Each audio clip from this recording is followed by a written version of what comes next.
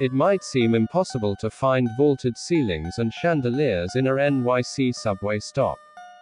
But that wasn't the case in 1904, when this Rafael Guastavino-designed station opened directly below City Hall. Unfortunately, commuters chose speed over style, so the stop closed in 1940, as the Brooklyn Bridge station grew. Today, Transit Museum members can tour the station, and some passengers might get a lucky viewing.